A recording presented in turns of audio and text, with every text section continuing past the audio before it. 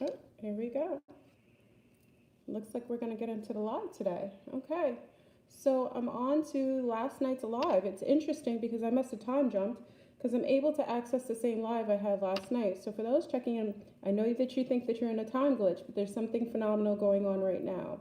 So let's see if you can actually check in. If not, I'll go into another live and do something else. Hey, Darius, isn't it odd?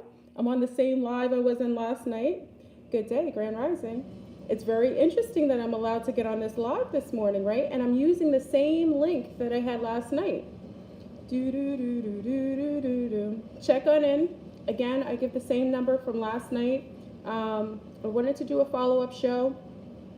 Yeah, it's very weird. I don't even know how I accessed the same link from last night. This is very, very weird, family, but we don't question, we don't look at the gift horse. Yeah, it's very strange right now.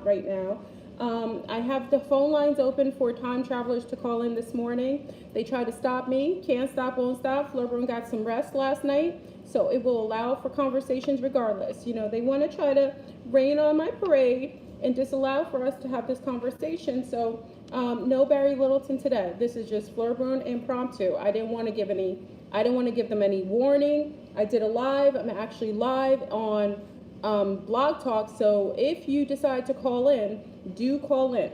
The number is 515-605-9881. You have an opportunity. If you are a time traveler, if you aren't a time traveler, please do not tie up the phone lines.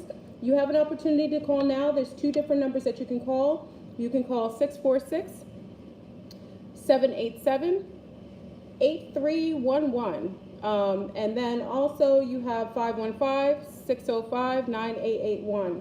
So if you are a time traveler, you are allowed to call.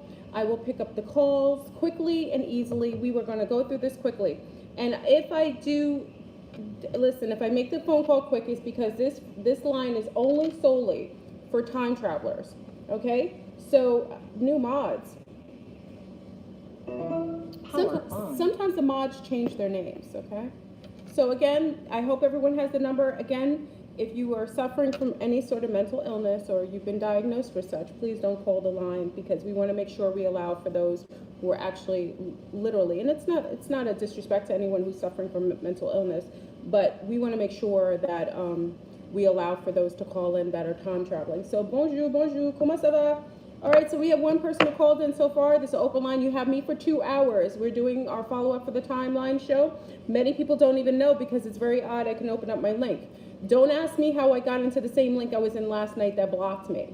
And as you see, you're able to see me. People don't even know how they're accessing the same show from last night. It's very strange. We got the Twilight Friday. Don't question the gift horse.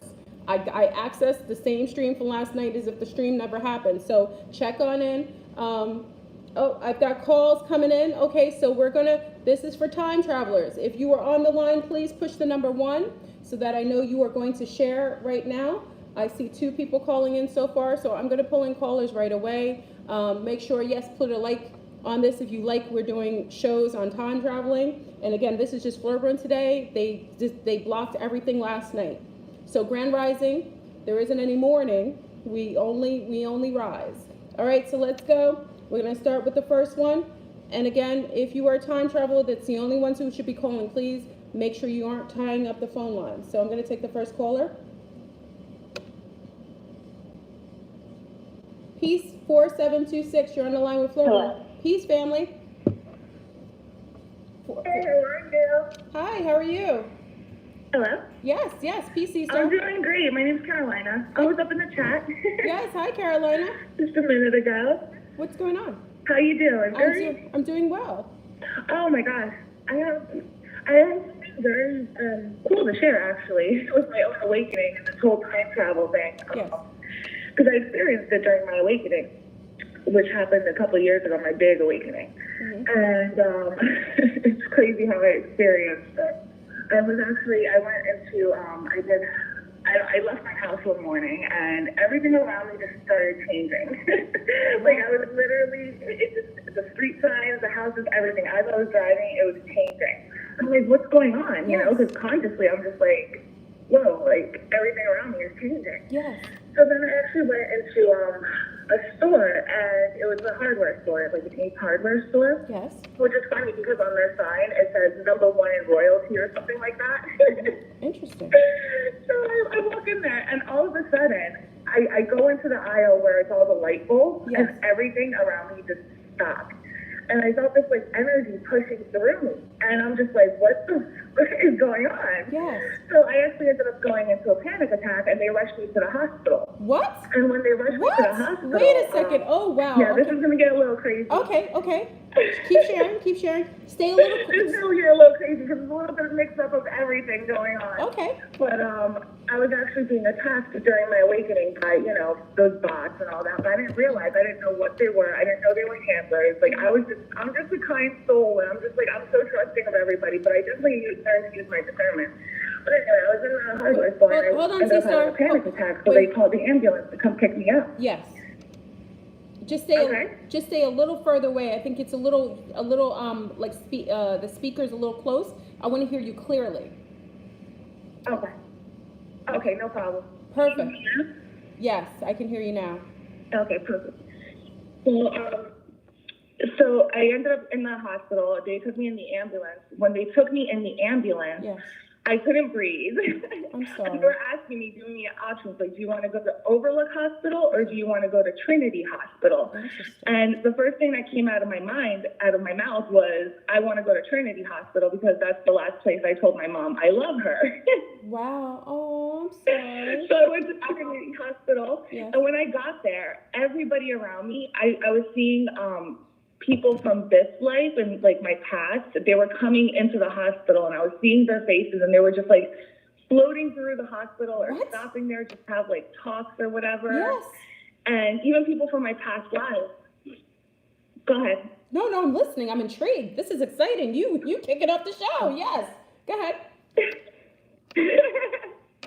Even people from my past lives, like I remember I'm connected to a Romanian lineage. I'm Yes. full-blood Romanian. Yes.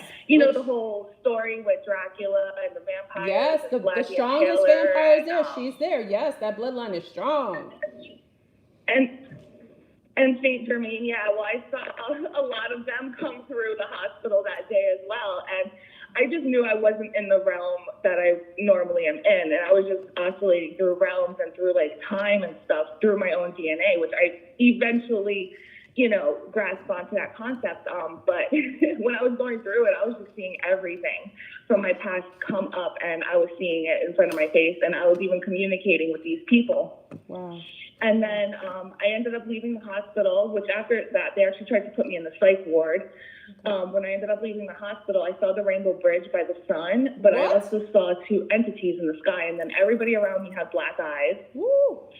And I ended up getting out of that. I had a huge heart activation one day, and I ended up getting out of that. But even when I got home that morning from the hospital, or that day, I I opened up this book one of my friends gave me. It's the Encyclopedia of Vampires, Yes. the 3rd edition. And I opened it up, and as I was scrolling through the pages or flipping through the pages were changing in front of me.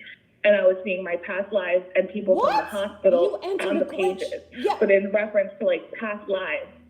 Yes. So I don't really know what to make of it, but it's just like looking at it in retrospect, I'm like, that is a form of time traveling. Yes. It is. So it's just very intriguing. No, it's beautiful. And I love, okay, so let's go back because you basically just, like I said, you kicked off the show this morning. It's appropriate. When we say time traveling, remember, time traveling can be traveling through different layers of timelines. It could be interdimensional. It could be intergalactical. It could be a combination of all, especially if you're entering into different vortexes, or you sound like you actually entered a glitch. Sometimes the glitch is, it's almost like the paradigm, it's almost like the, what is it called? The purgatory of in between worlds. So there's a glitch which most people don't talk about, which you actually detailed just now, where there's something that happens genetically, and it's interesting because you let me know you're of the gene pool of a rich bloodline in Romania, which has the ability to go in and out of different timelines. Now, the vampire lineage, and there's other rich bloodlines within Romania. Romania has probably out of the Nordics, it has one of the richest bloodlines. It is where many people of specific bloodlines don't even intermix amongst the commoners, because they like to keep this quality of being able to access different points and references in time. It sounds like you come from this bloodline. This is what this sounds like to me. So it makes sense. That makes absolute sense to me. Yeah, absolutely. I love this. So when you're starting to notice, let's go back to the beginning, because this is exciting. When you first started to notice the glitch, what did you say? How did you know? Beginning, when you first saw it, because I want you to go back and reference that. When did you first notice it and see it? I've seen it even before then, when I was going through my awakening, which started, it was 2017. It was 11/11 it started. Yes. And I was actually being manipulated. And I didn't realize how deeply I was being manipulated, because everything, even certain entities, they transferred generationally from, our parents. And my mom had passed away in 2016. And that's when I started getting like all these paranormal experiences and getting like attacked, but I didn't know what it was, so I kind of just ignored it. Yes. Because nothing really scares me. I just kind of like ignore it. But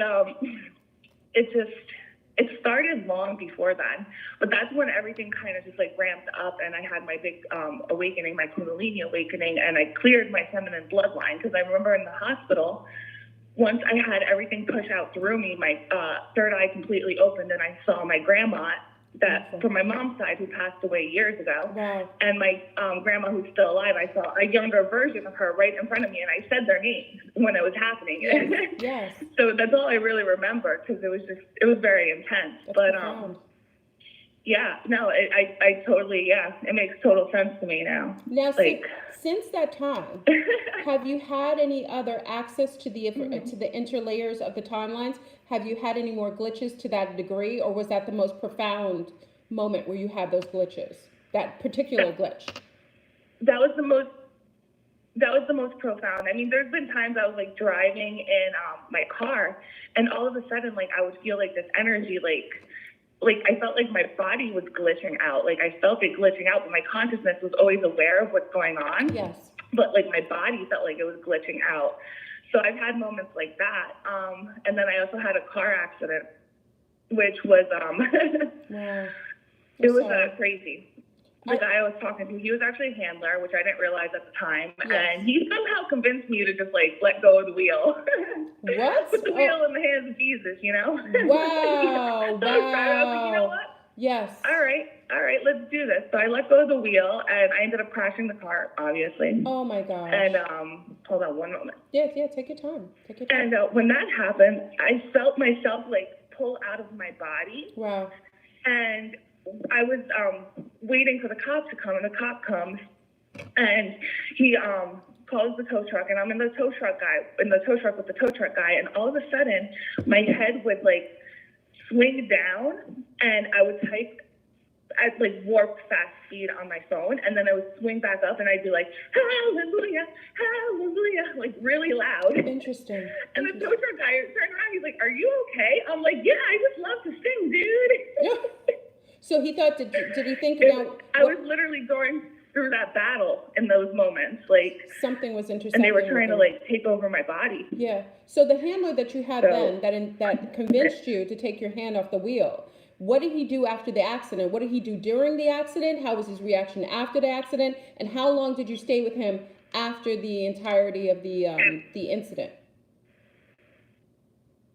Well, the thing is, I was actually not driving when me and him were talking that night at first. And I was sitting in my car, and I was like, he was talking to me or whatever. I was like, hold on, I just have to send my friend a text message. Yeah. So I sent her a text message, like, apologizing for, like, whatever fallout we had, Mm-hmm. It was nothing huge, but, like, I just felt like I needed to apologize in those moments. Yeah. And then it hit me afterward. I was like, if I would have died, that would have looked like a suicide, Oh, wow. Wow. Interesting. Yeah, so they tried to play it off like that. And also on my car on the radio, I saw like zeros on it. They attached my car and just put like zeros, like I guess open the portal through my car or something. Interesting. But that's how it worked. They attached to my car, electronically. So you And basically then during the accident, I was just driving on the highway, and when it was happening, it was like time was just like slowed down. Like everything was just slowed down. Yes. So it didn't happen very fast. It was happening very slow. Okay. But at the same time, I was very aware of everything that was happening. So it was just, I had to go through it, I guess. Absolutely. Kind of thing. What age were you at this Crazy. time? It was crazy. What age were you at this time? 33. You were 33, the age of Jesus. I was 33. The story, okay, so Jesus' age. Yeah. The 33 is usually the age also that they kill off actresses or 27 or 33. So this is interesting. You're saying you were 33 at the time. The handler that you were with, now, is he still part of was he very religious? I'm assuming he was saying Jesus was going to drive if you weren't going to drive. So was he very religious? Is that was part of his handler? He wasn't religious at all. It was just kind of like that saying, you know, Jesus take the wheel kind of thing. Oh, wow. So I guess he said it like comically, but he wasn't very religious at all. And the thing about them is, you know, they try to give you a little bit of information about like the dark side, but they don't reveal everything. So, you know, it's always a little bit of truth, but everything else is lies. I agree. So I agree. They give you that's doses kind of of truth. essentially what the type he was. Okay, so they give you doses of the truth, so it allows you to take the poison. It's, you know, poison tastes great when it's sweet. That's why most cyanide, most poisons are sweet, because you wouldn't take it if it was bitter. So that's why even when we have these false intellists online, these people who are propagating to be religious, moguls or whatever they are, they generally tend to give you, like you said, pieces of truth. So it allows for you to pull down your guard and take in the information. And as soon as you have that portal open for whatever they're trying to, you know, project to you, you're basically allowing for all the lies to come through as well. So that's one of the ways. That's why I tell people, you'll get truth. You'll get truth from the dark ones, but there will be other things that come along with it. You know, this is a phenomenal story. How are you doing today? Absolutely. How are you doing today? I'm actually pretty good. I'm actually in my head and my heart, like I'm just so happy. Like everything in my physical life isn't quite aligned yet because my awakening, I pretty much lost everything, you know? I'm sorry. I'm sorry. But at the same time, I gained so much, you know, because I gained so much knowledge, I gained so much wisdom, I gained so much power and, you know, understanding in myself and who I truly am. So absolutely, that's priceless, you know? I agree. Yeah. Thank you so much. I really appreciate you calling in this day. I mean, I really, like I said, it was odd. Last night I was not able to go live at all. It just kept glitching out. And then this morning, this rising, I have to watch my words. This rising, I decided to reestablish the show and allow for callings because I felt like there was too much inception. And lo and behold, I opened up and the same live that I was on last night, it allowed me to access it, which is never done before. So the paradox was already created. So I think this is really interesting that I could access a live that was already pre-taped. So thank you so much for kicking off the show, and I wish you well. Yeah, that's awesome. It is. Thank you. Thank you. Happy blissful Friday. You're very welcome. Peace, C-Star. Oh, wait, one more thing before I go. Oh, yes. I want to tell you. Oh, yes. Wait. Let me bring you back in. Go ahead. I'm sorry. Go right ahead. Oh, it's okay. I actually sent you an email, I think it was like maybe a month ago or so. I had this dream. Yes. Where you were in it. And this was before you started talking about like your conference and everything that's going on with that, or like the planning for it. So maybe it was like a couple months ago, I don't know. But in the dream, I was walking past the stage and you were on stage and you were just, you know, talking how you normally talk. Yeah. And, you know, I don't remember exactly what you were saying in the dream. Yeah. But then afterward, it caught my attention as I was walking by. And then afterward, I actually went backstage and I met you. Yeah. And you said to me something along the lines of, everything's about to change, everything's about to be great. And then I woke up. I love it. I agree with it. I concur. I agree with that message. I will always agree with that message. That sounds just like me. I know that's me because that's what I will say. I know we're living in the most amazing times.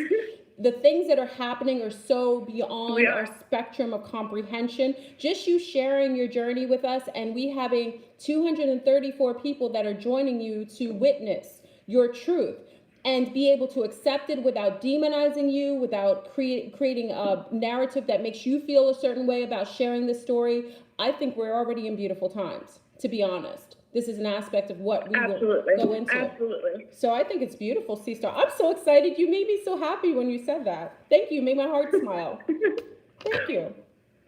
Well, I'm happy to connect. Thank you so much for doing all you do. I appreciate it. All right. Happy traveling. Peace, All sister. right. All right. Thank you. Have a beautiful day. Same to you. That was wonderful, family. Listen, for all those who are stepping in the room, I know it's very odd. I know you're kind of like freaked out right now because last night we were supposed to have a show. It was glitched out. I told Barry last night it was absolutely the worst show I've ever had. There was so much resistance. And after we ended the blog talk, I was exhausted. Me and Barry, for the first time, did not talk. We were exhausted, and I dreamt about the future. So this morning, I dreamt about the future, and then I got up this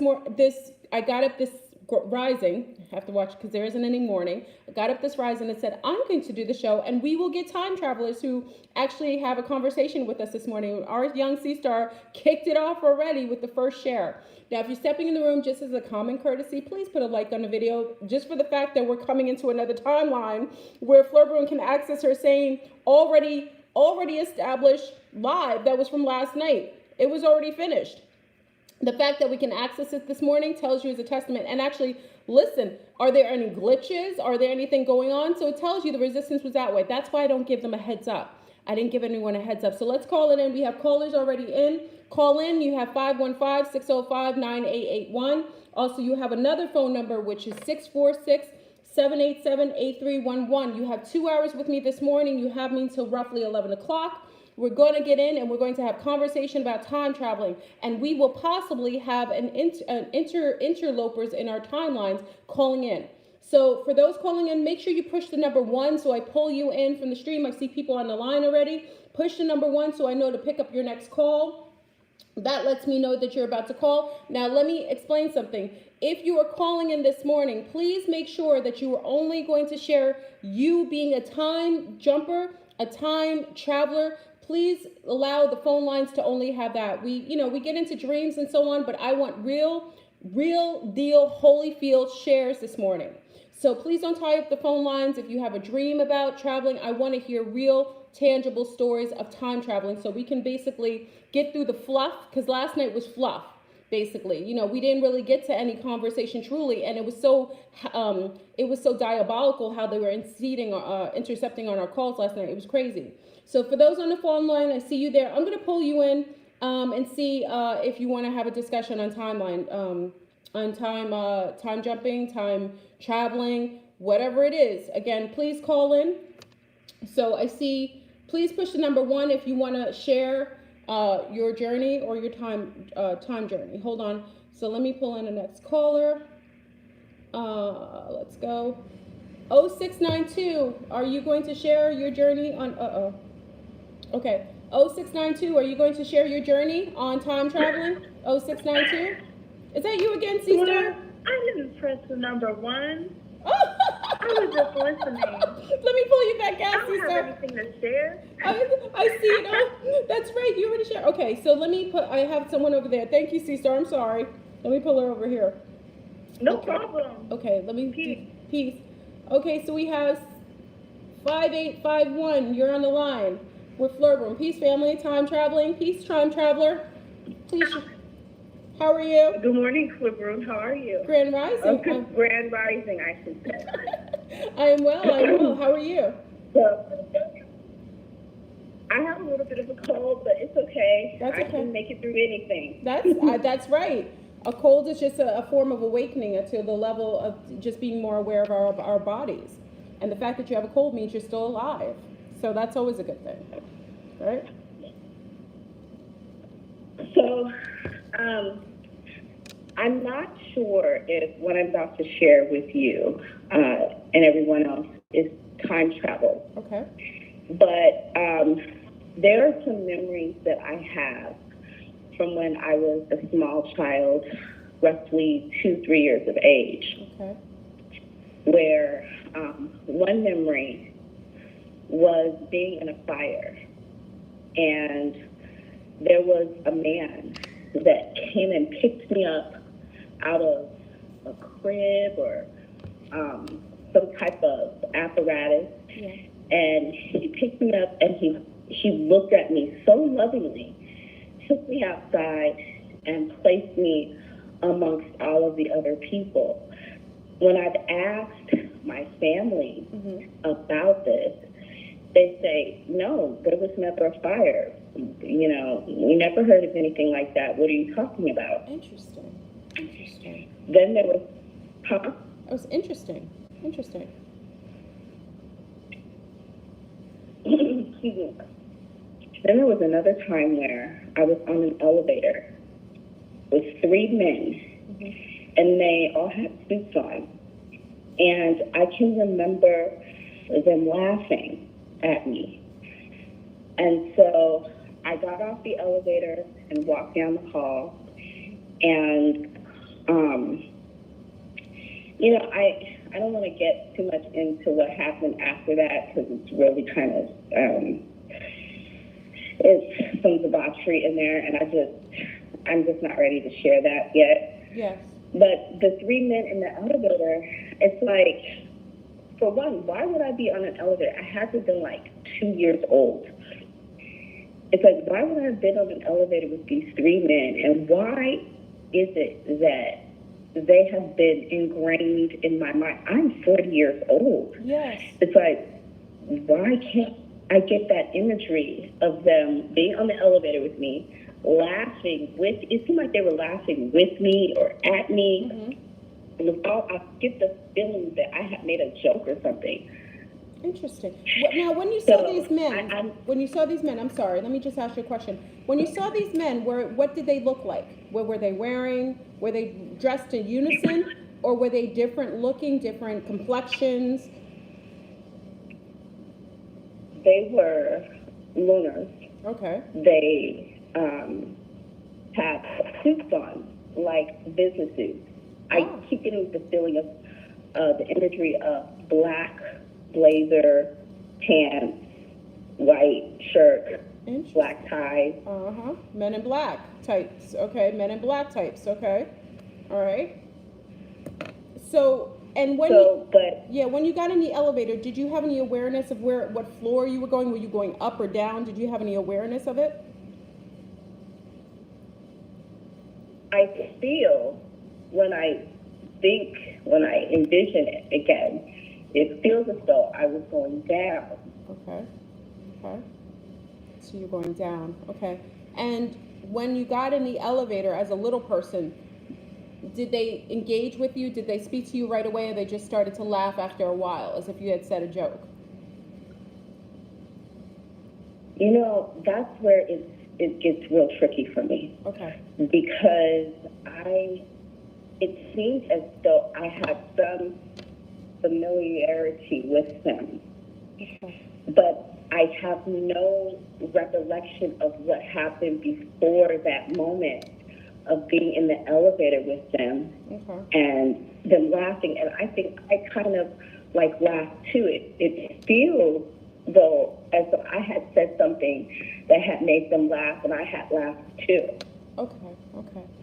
Did you ever think that this could be a memory from past life, from a previous past life, or an alternate timeline where you're coexisting? So sometimes what happens is there are other timelines where we're coexisting, and that bleeds over into our awareness. Because it sounds like you had an experience as a baby of experiencing a fire and being rescued. But in itself, I think it's a true detail. The memory is true. So where is the memory coming from is where we want to find out. So most likely, if you're having a memory like that and it's more modern times, that's why we can kind of identify when it was based on the type of technology that was there, or things that were more modern, or were they, things that are older. So when you were in the crib, as far as you can remember, was it more modern? Was the man who came and got you, the man who retrieved you or rescued you, was he wearing modern day clothes, or was he wearing old fashioned clothes, like farmer clothes that were more rustic, or were they more modern? Can you remember that? The thing is, he had on no shirt at all. I get he looked like he was native, like a Native American, and he had long hair. Interesting. And he was really buff. And I had thought that was my father, but he was so lovingly, like he was like, it was just like pure love. Like, I really Ooh. have not, Ooh. that. I'm getting chills in my crown. And I thought it was my father. Yes. But it couldn't have been because my father was very, very abusive to me. So I don't know who that man was. Interesting. So this is where I know that we're linking something. So in this life, are you mixed with Native American? Or are you coming from a lineage where you have that inside of your gene pool? I did my ancestry, and it came back that I'm 1% Native American. Okay, which probably means you're 50 to 60, okay? Like, let's just keep it real. You know what? I worked in genetics for a long time. If you're a woman of color, can I assume that you're a woman of color based on this conversation? Yes. Okay, so let's I'm going to put a little PSA out there. Most people of color, I'm from another region, most people of color in the United States of America are 50 to 80% native indigenous to the lands of North America. If they are not from North America, they were pulled from South America and were dropped off along in the Caribbean, in the parts of Central America, and then eventually into North America. So from my presumption and what I know, not what I think, not what I believe, that most likely you have that lineage in you. Now, what's interesting about you sharing this, which I love, is I personally think you are perceiving a past life where you did have this father. And remember, I personally only believe that you can reincarnate only in your same bloodlines and lineage. So I personally think that when we reincarnate and the lines are bloodlines that have sometimes splintered off into different complexions and different narratives as far as cultural base, but we still stay within our same bloodlines. I personally think you were perceiving your father. That's why he felt like your father, because the loving expression that he gave to you when he was taking you from a dangerous situation, that feeling is not something we can pretend or non-recognize, especially if you don't have that same scenario with a father figure in this life. You wouldn't normally just think that a man taking you out, loving you that way would be a father. It's because your subconscious has already picked up that this is my father, or you have an awareness of that. So I think that's very beautiful, to be honest, that you held a memory. And why I think you also were able to hold on to that memory is because maybe the trauma of choosing in this life to have a dynamic of a father figure that wasn't so loving, you still held on to the beauty of a father in a previous life that had that loving disposition. I think it's beautiful, and I think you held it on purposefully because you knew you were choosing a more traumatic experience in this life that was devoid of a loving father. I think it's beautiful, to be honest. Wow. Oh, and what about the three men? I always felt like, who are they? Well, that to me is like Men in Black. That's Men in Black. And we have to think of your age. And if you're able to pierce through the veil like that and hold on to memories from past lives, I think we could detail that you probably are special. When I say special, maybe something about your gene pool or the way that you aren't being bound by confining your capping your memory. It details that maybe you're special. Now, Men in Black will come when there's people or children that are seeing things that they don't want you to remember. Or they will come and procure you for questioning. It depends on where you are in the spectrum of concern for them, okay? It just depends. They're like an agency. They either come to clear you of your memories of something that they want to keep out of our matrix, and as far as you sharing publicly, or they will come to interview you, or, you know, some people consider it to be interrogate. You know, I say interview, but, you know, others will say interrogate. Depends. You were a little person. So we don't know where it was because I don't have any more information as far as where they took you, where you were going in the elevator, where you were previous to the elevator. We need more information. Yeah, well, soon after I got taken away from my father. Oh. So like I had 2 broken legs, a broken arm. You know, after all of that, I read some files that said that they could not understand how I had an average intellectual ability, being that I was so traumatically abused. Oh, I'm And so so for sorry. the longest time, I thought that like I was disabled. Yeah. But now I realize when, the psychologist said an ability that, that's pretty profound because I was severely abused. So, yeah, I think it'll all come together eventually. Absolutely. I think it's amazing that. Thank you for the room. Thank you. I love that you share this. Thank you again for sharing this with us. And again, I think absolutely whoever came to the elevator did their interrogation properly and they removed you. So interesting enough, you have a memory that detailed something a little metaphysical and also physical. So thank you so much, C-Star, for sharing. I appreciate you calling in. Peace. Thank you, Swear. Peace. That was an amazing story. We're getting a lot of people who are actually mixing the lines, the timelines in the past lives. I love this. This is part of traveling as well. Acknowledging your past life and being able to have the memories or be able to have a more congruent understanding of that time is amazing. Yeah. Is there something going on in the chat? Just X-mate them. All of our wonderful admins, just X them out if they're coming in, because the topic is going to make those beings come in here and try to intercede. We're going to go on the next caller now. If you're calling in, make sure you push the number 1 so I can get to you quickly. Remember, this is only time traveling. If you have not time traveled, please do not call in and tie up the lines. If you have time traveled and you have a story about time traveling, if you are a time traveler and you want to share your journey with us today and share parts of the past or future with us, we will accept it. But you're talking about dreams, please do not call in and tie up the lines. We want to get with really congruent, true, actual timeline jumping. So I don't want to be rude if you get on the phone and say, I have a dream. We can't talk about dreams right now. We have to talk about tangible things, because last night we had done so much in the show and it was so much resistance. And if you step in the room, just for a common courtesy, please put a like on the video so we can kind of keep the video up. Because a lot of times if you don't have the likes on there, that just means that it can disappear a lot quicker without me making it disappear. It just means that they know that we're here and we're watching. You guys are watching. Okay. So let me take the next caller. We have 2117. You're on the line. Please, peace family. 2117. 2117. Hello? Hello, peace, C-Star. Hello? Hello, I can hear you. Fleur? Yes. Can you hear me? Yes, I can. Oh. Hi. Oh, I apologize.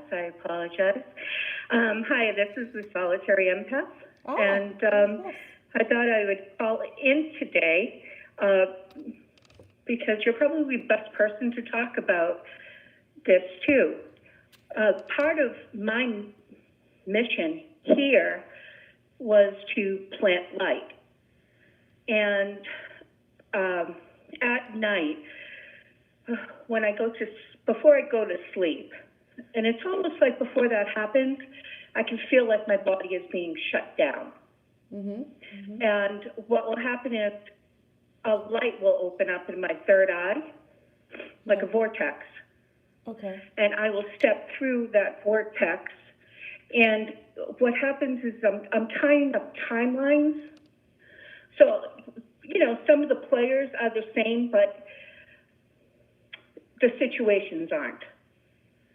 And as I'm awakening in each timeline that I am stepping into,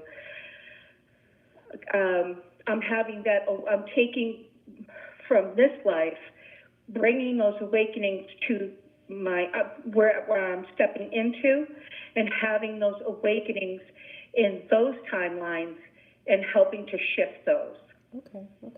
So you're jumping into other forms of your coexisting timelines, and you're stimulating. You're kind of like a catalyst in order to create an awakening in each one of those timelines. So you're like a catalyst, just sparking them so that they wake up as well. The other versions of you. Is that what you're saying? Correct. And and it's not only that, but I'll step into what seems to be other people as well. Interesting. And helping to awaken them as well, because I'll come back with information I had no knowledge of.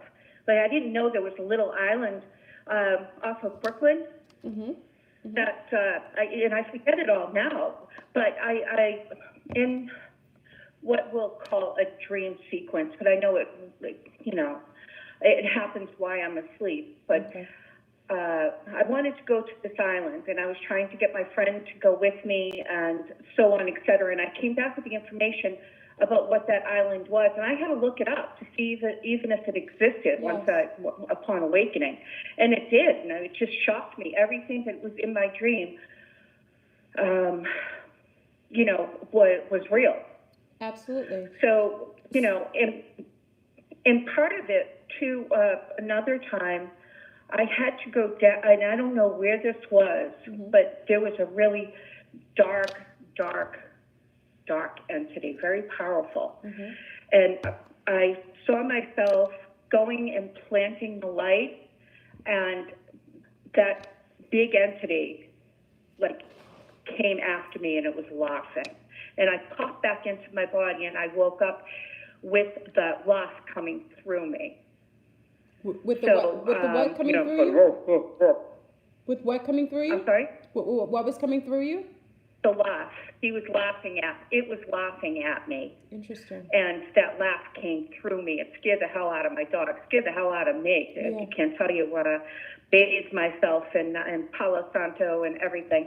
But I'll tell you, some of those energies, with my pendulum, yes, I could feel the difference in energy, and I could feel the weight in my pendulum, and I knew something was in it. And I got a vision of an eye, and it looked reptilian. And so I bound it. Yes. I bound it to the pendulum, but something was spying on me through my pendulum. Okay. They do use our crystals. A lot of people don't realize the crystals. That's why we did that whole nanobot clearing crystals. Crystals can be used to access people as to view us. So there are certain crystals or pendulums that have crystals on it that are allowing entities to actually be able to pierce through. You know, Project Looking Glass, a lot of times how they see what we're doing in the future or past is through your mirrors, your black glass in your phone, your televisions, and also your crystals. Yeah, I've even put a vision board in front of my television, and I unplug my television. I try not to watch TV. You know, I don't use my pendulum. I don't use tarot. You know, drink alcohol. Nothing where anything can kind of infiltrate me. Yes, portal. Create a portal. Exactly. But I know, and I don't know if any other sea star out there is experiencing the same thing, but it's been a lot of work. I'm extremely tired. Absolutely, I'm extremely tired. It's a lot of work to be able to go through and purposefully heal other forms of the other timelines. That's actually grid work, and I commend you on being able to do that. Grid work because the timelines all have a grid as well, like an interlaying of grids. Just like we have grids here, they have grids there, interconnecting different worlds, different timelines, different dimensions, past, present, and future. Those are all grids. So you're doing grid work, which is phenomenal, but it's very taxing on your energy because you're taking this energetic aspect of you and putting it into another one, which is different. So your etheric body, your spirit body has to accommodate to that new energy. It has to acclimate to it. And every time you do it, it's taxing on your actual energetic body, which ends up being taxing on your physical body. So it makes sense. And a lot of times when I walk through that portal, it's almost like a Star Trek thing. It's almost like I'm waking up and walking onto a ship, if that makes sense to you. Yes. Like the doors open, and I walk in, and I greet people. I greet members of my team. Yeah. And discuss what's going to happen. Good. So, I mean, that would, and like many other sea stars, it's gotten to the point where, I don't work, I can't work. and, you know, lost everything. You are But it's working. not a But bad thing. you are working. Remember, I'm sorry? you are working. You're Oh. doing light work, so you are working. So make sure I meant like, matrix job, right? Yeah. Well. yes, I tell people I work for a much higher power. That's you work. You just You have know, a different. and, Yeah, you've assigned yourself to the yeah, proper I work. work for a much higher power. Absolutely, I acknowledge that. So you know, when other people say, "Listen, I hear people all the time who are Christians saying they work for the Lord." You know how many times I hear that? Who you work for? Jesus Christ. They work for Jesus, so they're being assigned by Jesus. They are under the payroll of Jesus Christ. They personally think that. So, and I don't think they aren't. I think they are. When they communicate his message or whatever they deem, they doing their work. Light workers, you are doing your work. So when people ask and have a judgment based on you not working a matrix job, you need to tell them that's a job that's lower field in the dimension, and you're servicing the archons. That's the archons, that's under the payroll of the archons and the draconians and all those other low field beings. So you're actually self-serving and you're serving a higher collective purpose. So I think you're doing an amazing job. Thank you. Right. And part of that too is there always has to be a sacrifice. You know, there's a sacrifice. So whether that is in time, body, spirit, energy, you know, that sacrifice of giving. But it has to be the appropriate way of doing it, not being a doormat. You know, a lot of our experiences are the same. We're here to clean up timelines. Okay. And I have a negative blood group. Oh, good. Negative Ruth. You know, my father is AB negative. Good. And I was reading the Japanese description of that, and they're either psychos or really? Geniuses. Yeah, well, you know. Or genius psychos. Sociopaths, right? So, Sociopaths, yeah. Yeah. Yes, in my family, you couldn't, you know, wave a stick without hitting one. Oh, wow. So, I mean, I was put in a very toxic environment for a reason. Yes. But it's a matter of taking these lessons and turning them and transforming them to light. That's right. It's not becoming bitter. It's not becoming angry. It's about rising above all of that. I realized even with my ex, Nazi, that was similar to yours. Yes. The handler. Yep. That the problem wasn't him; it was me holding on. Yes. Speak, love. Speak it. Say it. It was my ego. Yes. And I wanted to best him. Yes. I wanted to best him. It was like I wanted to beat the devil. I agree. The devil always will win in a contest like that because he'll use your energy against you. That's right. And he'll just take it. That's right. I love that you said that. So, yes. My guide showed me a vision of, you know, how they catch a monkey. Yes. They put a banana in a box. Oh, yeah. And the monkey has enough room to stick his hands in and hold on to the banana. But when he tries to pull the banana out, he can't. He won't let go. Yeah, because he'll hold on to the banana. So that's how they trapped him. Yes.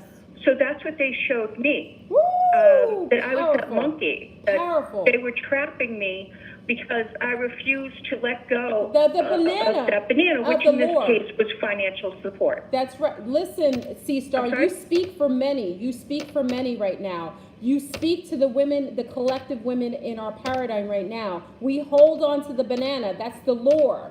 We hold on to it because we are unwilling to let go, feeling a loss. That wasn't for us. That was a trick. That was a lure to get you to hold on to something that would keep you stuck. I love that you shared that.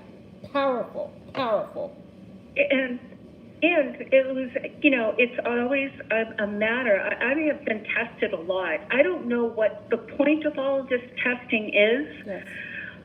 You know, will I become bitter? Will I become angry? It's one test. I mean, and they're harsh tests, Floor. Yes. My eyes twitching. Yes. But I know it's refining me into a beautiful shiny diamond, a big beautiful better crystal. being. Yes, you're being crystallized. Yeah, exactly. Remember, we're turning into crystallized beings. And it's yes. yes. And I commend you, by the way, for fasting that long. I did try it, and I was about 20 minutes into it and had to give it up. So. You know what it is? I was like, but I need the energy. Yes. The work I'm doing, I'm like, remember, you're I need to eat for energy, or else I get too depleted and too light on this side, and then it feels like the molecules that make up my body are starting to separate, if that makes sense. I start to feel like... You're a negative roost too, love. Yeah? You know what I'm talking about? Yeah, you're a negative roost. It's a little different when you fast. What? A negative roost. You have negative roost. You come from a negative roost, right? Right. Okay, so negative roost has a harder time because most, and we don't talk about all, especially the A, Bs, and the Bs have much more difficulty in fasting because their bodies require outsourcing more so. Positive roost has an easier time fasting because they're able to go to other sources like sun and utilize the source from the sun to be able to feed and give them some source of energy. There's different negative source. Remember, negative roost isn't from here. I love Max Spears. Big up to Max Spears, who talks about off-world blood. You can't feed off of something if you're not from here, if you're not genetically homogenized, you're not created from this actual planet. Many negative roosts aren't from here. So they can't do the natural form of feeding off of the elements because they're from other places. So it makes sense. So negative roost has a harder time. So that isn't odd, and don't beat up on yourself because there's other things you do that we are unable to do. So that's what makes us all very special and very unique. A lot of the negative roosts are able to permeate into other dimensions. I know a lot of negative roosts that are able to travel astral travel a little easier than the other blood types and positive roosts. So every roost has its positive and negative aspects. And it's all purposefully done. We're in a big goulash. So we say that everyone is unique and special, and we should all understand that and understand that. And that's what makes us a wonderful collective. Because what you have, I don't have. And what I have, you don't have. And that's what makes us a beautiful sisterhood, because we can protect each other. And we can also understand the different layering effects of our interaction with one another and give us a bird's eye view from another perspective. Yeah, I saw some people commenting on the negative bloodline thing, and I was like, drawing these hard lines and making these judgments are the things that the duality and stuff is the stuff that we need to get away from. We will. Because there are many. The Akashic Records is something that I'm able to access, and it will just pop open. Like one day I'm walking down the street and I saw a tree in Africa, and I just missed those trees in Africa. Beautiful. So I know I have been Mayan. Matter of fact, that was I had to go back through hypnosis and kind of heal that life because it was one of the things that was holding me back. Okay. I was a king in that life, and they took everything away from me. I was in a cage and I was watching my family be slaughtered. Oh, I'm sorry. It was so painful. Mm-hmm. Yeah, it was so painful that I still couldn't even see it in my dream, but I knew what was happening. Yes. And it was the feeling of what's the point of life? Because if you're good, you're punished, and if you're bad, you're punished. So F it. It's an equal opportunity. Why bother? Yeah, it's an equal opportunity. Yeah. Yeah. So I'm an old soul. I've experienced a lot. I'm like, it's all like in one of the experiences I had where I was trying to help somebody, there was an archon there, and the archon was getting us to do things to one another, to hurt one another in order not to be hurt. Okay. Wow. Okay? Wow. And I said to the woman, just don't play the game. Stop playing the game. And she goes, no, they'll kill me. And I said to the woman, don't you get it? Yeah, you're already dead. Yeah. Non-participation. You're already dead. Yeah, I agree. Yes, exactly. Yeah. We So, have to understand I'm sorry, I that, don't want though. to keep you any longer. I know you have other people that Thank you want you. to talk to. Yes, thank you so much, C-Star. That was a beautiful, Thank- beautiful share. You gave a lot of strength also to the sisterhood. Thank you so much for calling in. Oh, well, thank you all for listening and have a great day. Absolutely, same to you. All right, so family, if you're calling in, make sure that you call in. I see we have other callers in. Make sure if you're calling in, this is time traveling discussion today. You have Flurboon until 11 o'clock. 11 o'clock, I have things to do. We have conference next week. Let me just make a conference announcement.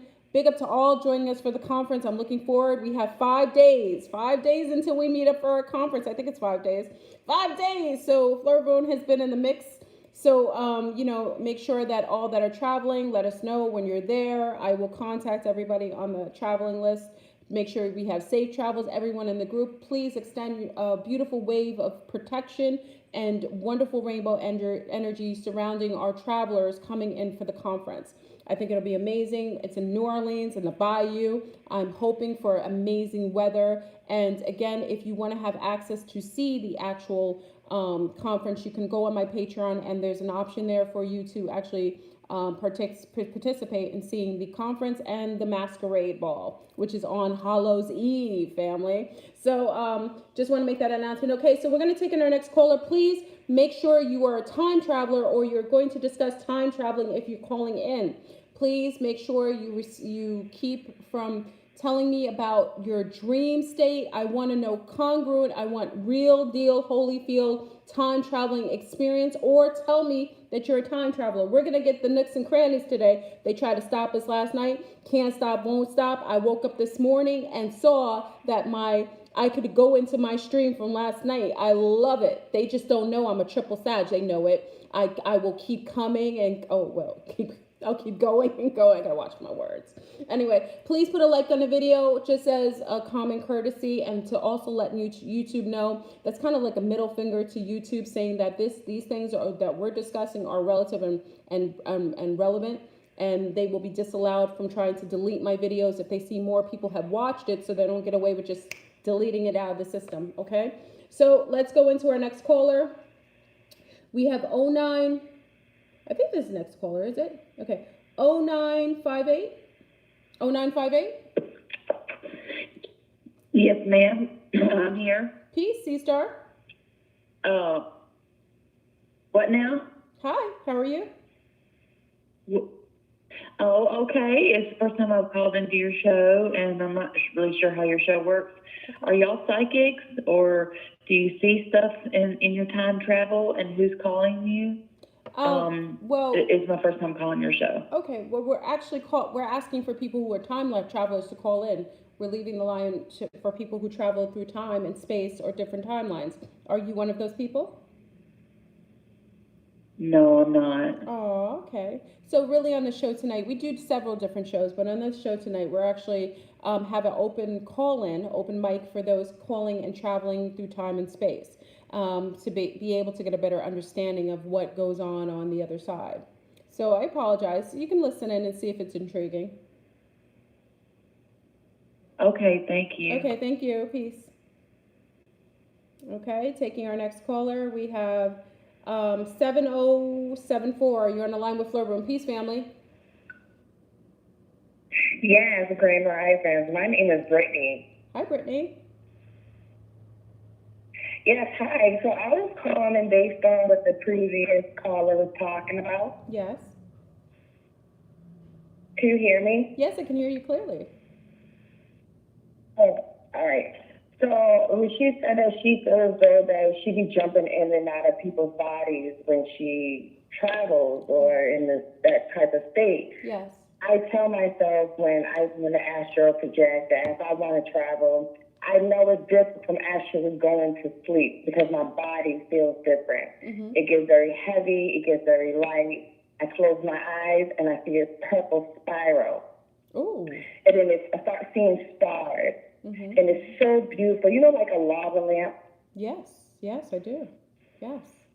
So the purple is very dominant with me. I close my eyes and I just go straight in with my meditation. And I can meditate when there's a whole bunch of sound, traffic outside, my little ones running around. Because I was addicted to meditating ever since I was younger. So now it just comes with a snap of a finger. Just close my eyes and I'm there. Okay. Okay. So I see a lot of purple, and it's swelling, and it's swelling, and it's swelling. It goes in and it goes out. And my body just completely numb. And there was one experience that I had. I opened my eyes, and I was in like a dormitory. It was like a dark room, and I was laying on the bed, and I seen a dark figure sitting at the end of the bed. I got up, I walked through the house, and I was trying to hide from somebody, which I did not know where I was at. It was like it felt like it was normal but different. I walked out the stairs. When I walked down the stairs, I could hear myself speaking, saying, "Hey, where am I?" And the lady that I was looking through was like her eyes, like I was her eyes. And she said, "She's not dead. Her name is Brittany. And she has 2 little ones, and they boys." And I was speaking to another lady with locks in her hair. Yes. And she was in a Jeep. And she says, "Did you reach her?" And she says, "Yes. Her name is Brittany, and she's not dead." I don't understand that. And now I remember myself speaking, like I'm in her head saying, "I'm not dead. I'm not dead. I'm right here." And I could see the side of her face, but it would not let me see her face. I seen her hair. Yes. She had dreads in her hair. Yes. She had earrings on. And it felt like it was me, but not me. I'm confused on that one. Interesting. It sounded like she was channeling you. This is where it's going to get a little, this is just my take on it. And those in the chat, let me know.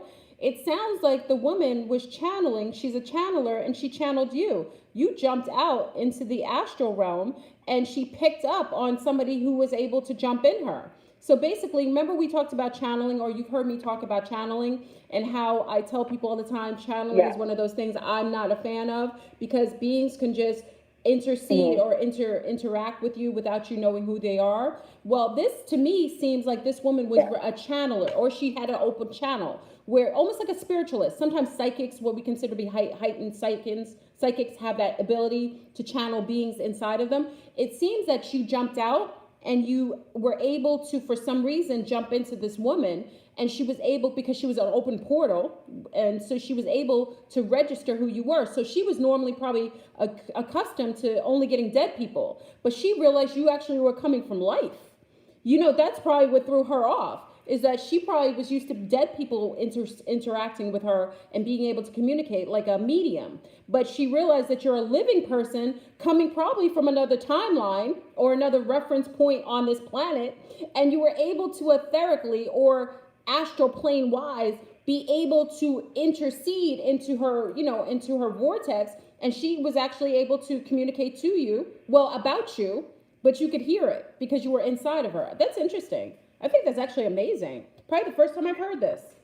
And that's the thing about it, is that I've never told anybody. So I went, if I heard that there was a reader and stuff like that, and I said, you know, I want to know if they was real. So, you know, I just went and she says to me, she goes, "You jump in and out of people all the time in your dream state, but it's not a real dream state. Do you know that you're there?" Yes. And I never told her that. She just picked up on me. Yeah. That's a seer. This is And the she one with says, the "I do dreadlocks, it all right? the time." Yeah, this is the dreadlock woman, right? No, this is in this reality, in this timeline. She said, a woman, she sat there and said to me, and I never told nobody. And so when she just picked it up, and I looked at her because how did you know that? Wow. She says, you're powerful, and you don't even know you're powerful, but you're getting there. And she was just so shocked at the fact that, you know, that I could see colors. I could see the people's auras. Yes. You know, sometimes it's translucent. Like, I teach my young ones about their powers. You know, I have 2 sons, and, you know, and water is something with water is so strong with me. At different timelines, I know I breathe in water, or I'm in a place and it just big old giant bird, tropical birds, like they walk like beside us, and it felt like to me like it was Atlantis. That's just my opinion, but it felt like it showed me different timelines of me. Yes. Yes. And it's a beautiful thing, but I'm trying to grasp it, like, hold on. And I come back with a little something, and my body is always different. That's how I know when I travel, when I am in that state, is when my body, I have no energy. I just wanna relax for the whole day, drink some tea, and then to recharge, I get in the tub. Most people take a bath and they feel a little relaxed, and then I can go to sleep. When I take a bath, I get recharged. Nice. That is water, people. Water, you're an elemental of some sort also, and also your ability. Now, this sea star, I will give you props all day. This is an ability that I haven't heard of any beings in this part of the country. So it makes me think that you are actually from the bloodline of some, it's because abilities are based on your collective DNA, your blood lineage in this physical form. So the fact that you have that ability, and also you're able to jump into bodies, which makes you very elementally based. Shapeshifters have abilities to do that. A lot of times spirits can do that if they're strong enough. You're doing it in physical body and able to enter from the etheric realms or the astral planes and jump into people's bodies. That's an ability that I haven't heard of other than people who are maybe from ancient Sumeria.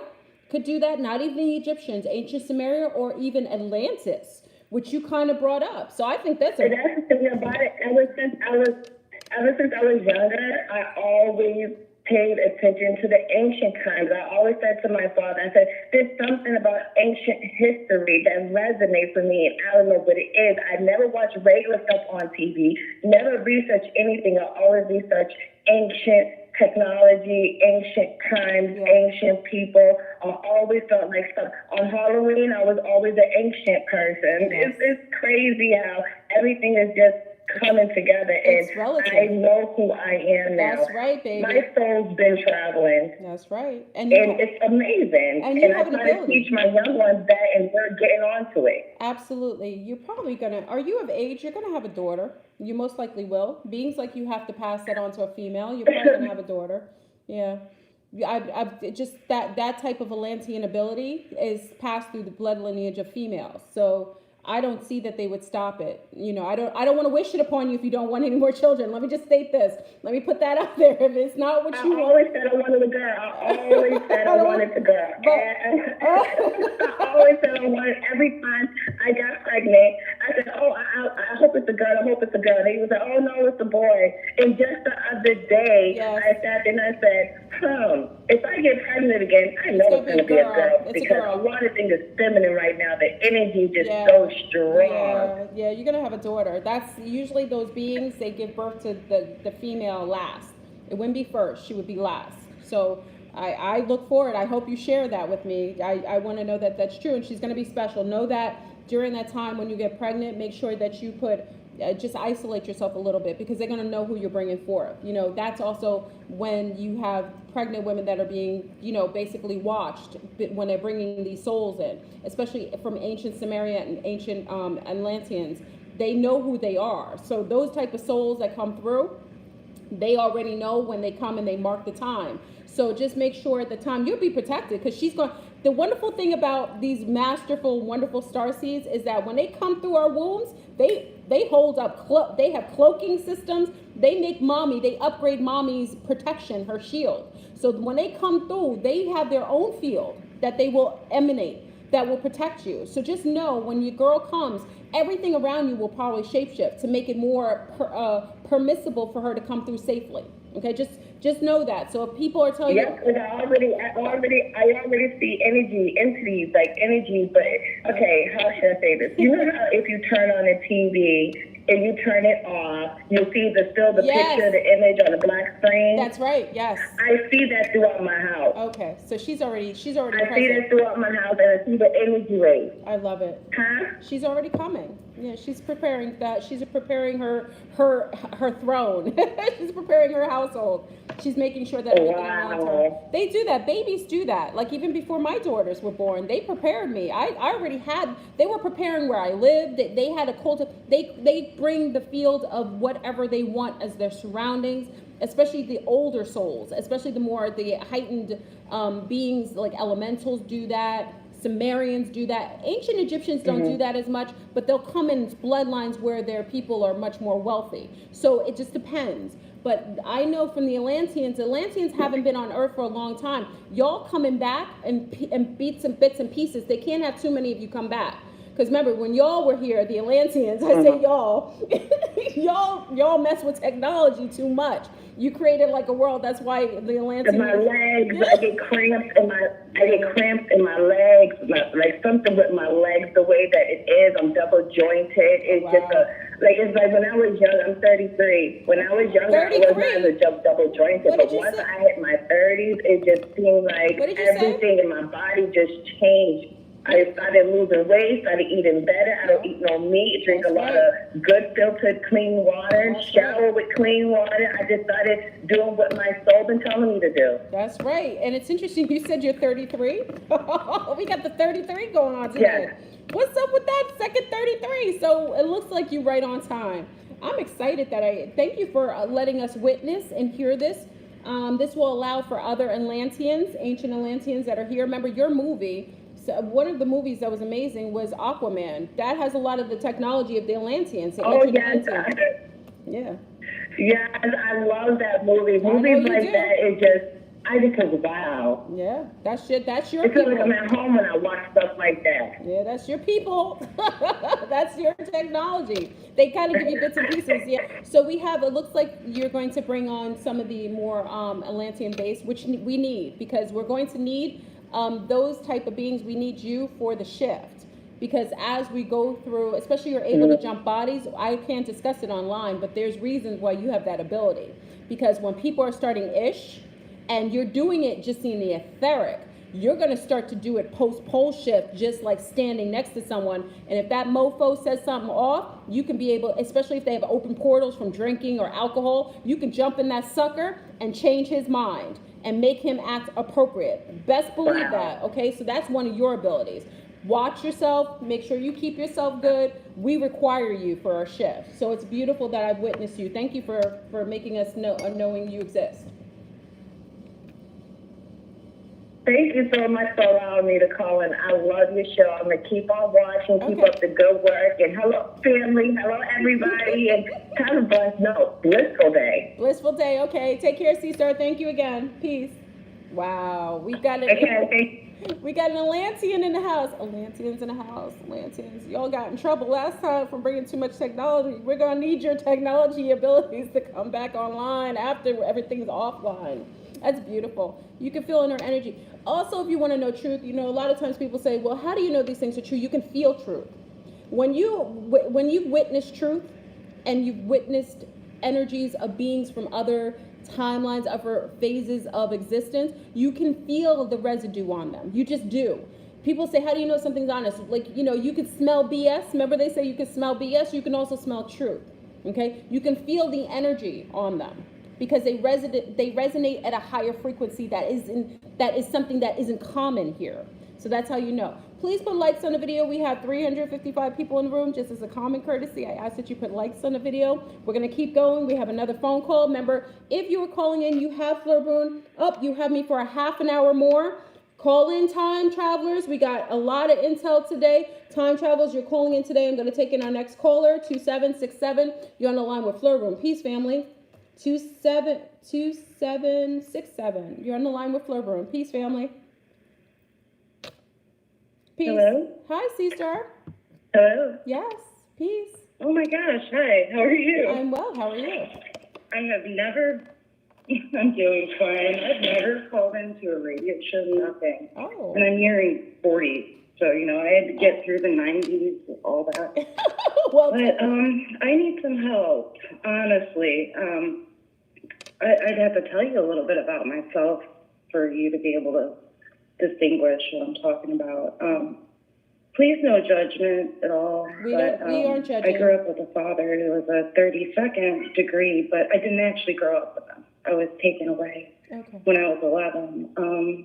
You were 11? I do have some details. You were 11 when you were taken away? I didn't know anything about those people. Interesting. I had kept myself busy with school and raising my daughter because I got pregnant at a young age. And I didn't want anyone to be able to judge me, so I worked really hard. Okay. The only stability that I've had is the last 5 years where things have been great. Good. I don't know how that actually happened to me, but I know that I definitely travel at night. I take anti-epileptic meds because at some point, I don't know if it was stress or what, I just, boom, grand mal seizure, and I was down when I was about 25. Okay. Um, Sorry. This brings me back to when I was a baby, and I don't know, I think I might have been a year old. My mom hung out with some people. I believe they were witch and a warlock. This is what I was told. Okay. And I can't judge because I don't know very much about this stuff at all. We know witches. I have a clear memory. Yes, we have witches. We have witches and warlocks. Remember, this platform is a universal. Sorry, I'm talking over you. No, it's okay. I just I can't judge because I don't know anything. Yes. I'm just able to talk about this situation now. Okay. So yeah, I'm not judging anybody. I'm sure everybody's great. But her friend came into my bedroom and she took this metal coat hanger and she bit on it. Okay? No joke. I got a confirmation from my mom a few years ago after I'd gotten divorced and actually went and talked to her. Okay. And from that, it horrified me. I don't know what was happening, but I felt like it zapped into me. And I don't know what that means. Wait, say but that. Okay. I still have very electrical feelings within my body. Okay. To this very day. It's like I have to learn how to control that. Hold on one second. Can I go back? Hold on 1 second, C-Star. I just want to verify. You said that your mother was hanging out with... I'm shaking talking about this. Oh, you're safe. You're safe. This is a safe arena. We have a lot of protective nistas on here and nistos. We're in a safe I can environment. feel that. Okay, so that's one thing I say. My platform, we bring safety with us. We bring the shields with us, so you're fine. I just want to verify. Thank you guys. I can feel it. So you said that your mother was hanging with a group of women. Is it just women?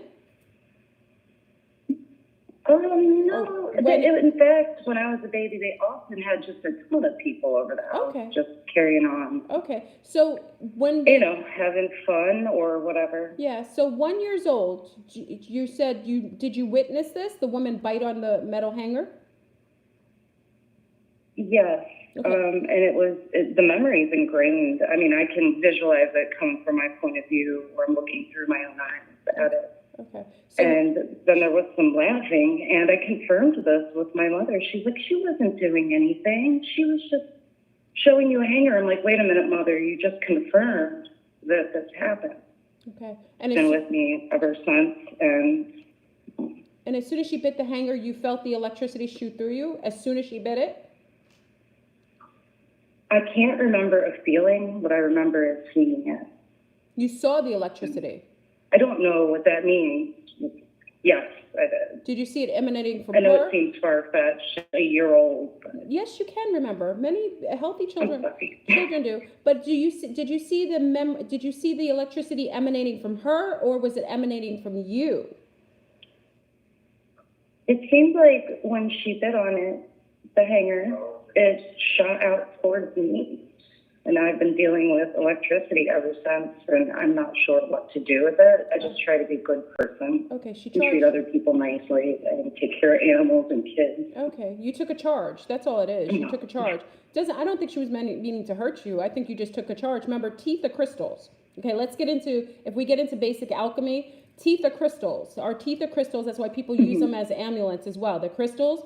And teeth, true, yeah, teeth on metal. Sounds like she was into basic alchemy as a witch, or probably, and practicing and pagan rituals, making her very, very electric, making her very, very, kinetic. So basically, when she put her crystals on metal, some witches do this. That's why it's not odd. That's why, there are witches that have mastery. Wow, that's my biggest question. Was this good or bad? Say it again. All right. Say that again. My biggest question, right? How should I look at this?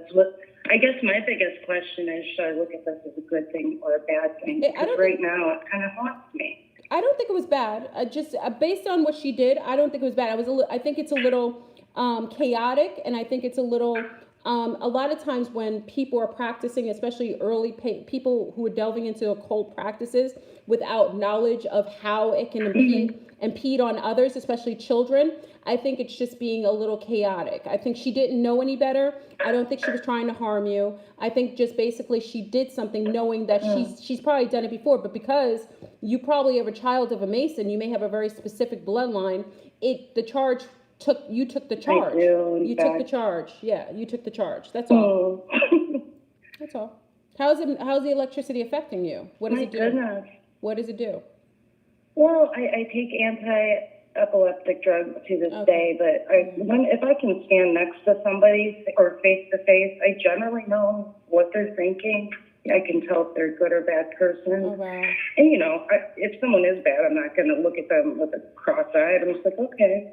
Well, I won't talk to you or this or that.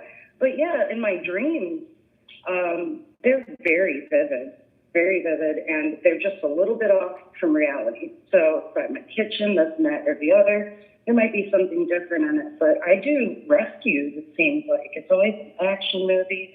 I'm either taking a kid and getting them out of a situation, or animals. It's strange. But there's always chaos. There's always sort of apocalyptic situation, and it's been that way for years. Absolutely. So I get little reps. Hold on 1 second. Patricia, maybe that's changing things. Yeah, Patricia Wise, if this is something that you aren't in alignment with, you can just come off the live. We don't want to be disrespectful or judgmental to anyone on our show. So she needs to understand this is my first time talking to anybody. Absolutely. So I'm sorry if you shouldn't apologize. I think a lot of times that people are on here that may be out of alignment with the topic, or they think it's out of this world. And remember, we talk a lot of different topics. I'm just speaking to her because I don't want to have to remove her, but she can remove herself if she feels like this is out of her alignment. That's all. Don't apologize for anything.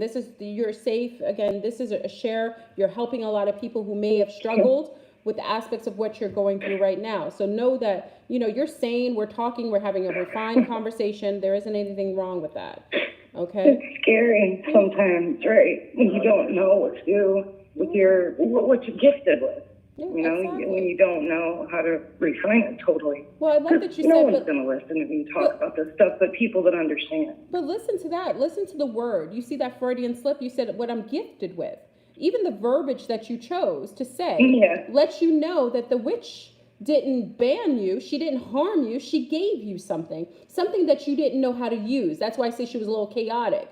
These are the people that get involved into the occult who have an awareness of how to cultivate their abilities. And also, if they're going to gift someone, give the child some tools so that they're able to utilize it. Exactly. Because I think maybe the grand mal seizures are coming from all this energy built up in you and your body being unable to transmute it or to utilize it. So it causes your body to shut down, like being overwired.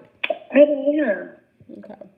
When's the last time? I don't know if this makes sense, but ever since my life has become more calm and steady and I have a routine, it seems like there's not as much, but stress and anxiety, boy, it'll definitely send a charge into your brain. Well, you said in the last 5 years, your life has become more cohesive, right? More calm, more. Yes, and I'm so grateful. I'm grateful to hear this. I'm happy to hear this. Absolutely. Yes. So what I would tend to do. Thank you for listening. Honestly. Absolutely. If anything, can I give you a little advice on something that would help you to cultivate the energy and maybe utilize it for positive things and for healing?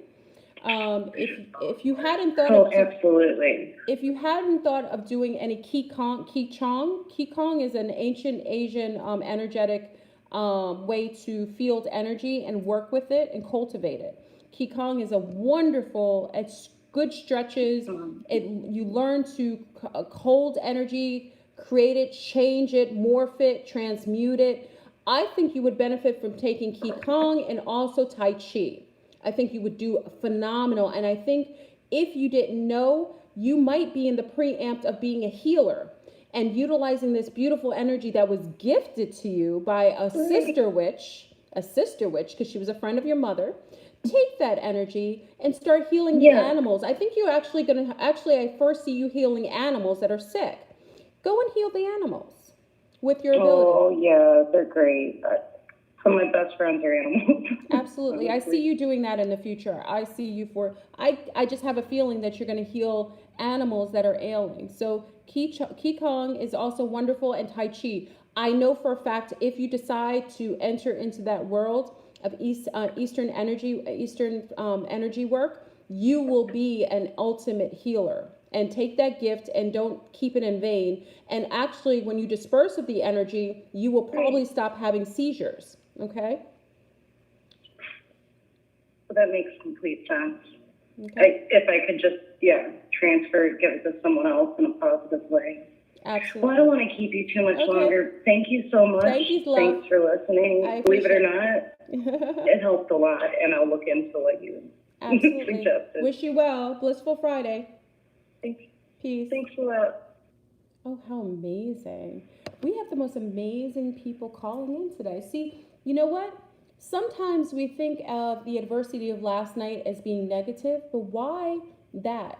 Maybe it was meant for us to have these conversations today. So all of the glitching, all of the breaking down the show was meant for us to have these sea stars on today and these shares. This is where the show actually, so that's why the show was actually up. So rather than I seeing it negative, now I realize the show was actually being forcibly shut down to actually have those beings call on today. It's beautiful. So if anyone has any more questions, I'm going to actually, you know what, you have 20 minutes left. If you have a question, you have to push the number 1, or I'm going to end this show for now. I have the open lines for time travelers to call in still. You can call in right now if you have to share your journey. And remember, we're staying away from dreams. We only want tangible experiences that are real deal. Holyfield, make sure you put a like on the video if you're in the room, just as a common courtesy. Okay, so we have another person coming in. And make sure you share tangible experiences. We're going to stay away from dreams, because dreams are things that could come in subconsciously. They aren't always things that we could vet out. Sometimes dreams lead into us delving into other realms, but I want more tangible, congruent experiences. Okay, 4737, you're on the line with Florbo and Peace Family. Blissful Venus. Love Day. Hello? Hey, peace, C-Star. Hello? Yes, C-Star. Hey! Hey. Am I on? Yes, you are. Oh, so great. Hey! I'm so excited. This is the first time I'm getting through. Absolutely. How are you, C-Star? Okay. Yes. I'm doing well, very well, thank you. Okay. So I have this one experience. Like you said, no dreams. This happened in 1990 back in St. Lucia. Ooh. Ça passe. I know you're a St. Lucian too. Parle français aussi. Hello. Hey. Hello. Oh, Oui. St. Lucia. Oui. What part of St. Lucia? So this happened. So I was Castries, okay. the capital. Okay, yes. Yes. So this happened in 1990. Okay. I was 13 years old, and I always hung out with, the girls in the neighborhood. Yes. We ranged from the age 13 to 17. I was the youngest. Okay. And we went up to the college, that the abandoned army barracks they were eventually changed to a university. It's a college now, but it's an old army barrack. Okay.